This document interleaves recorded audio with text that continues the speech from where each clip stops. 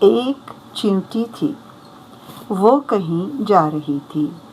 راستے میں ایک ٹڈا ملا۔ ٹڈا کہنے لگا، چیونٹی بہن ذرا رک جاؤ۔ چیونٹی رک گئی، پوچھنے لگی کیا بات ہے؟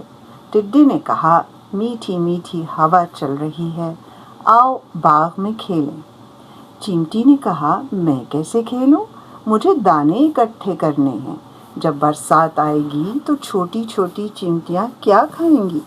مجھے ایک گھر بھی ٹھیک کرنا ہے، برسات کے پانی سے گھر ٹوٹ سکتا ہے۔ ٹڈے نے کہا، ہم تو کھیلتے ہیں جی۔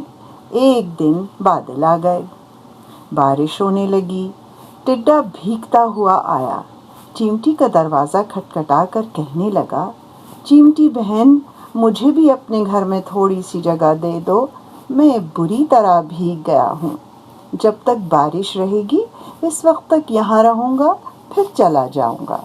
چیونٹی بولی، بھائی ٹڈے، تم نے سارا سال کام نہیں کیا، تم نے اپنا گھر نہیں بنایا، مشکل وقت کے لیے کچھ اناج بھی جمع کر کے نہیں رکھا، جاؤ میں تمہاری مدد نہیں کر سکتی۔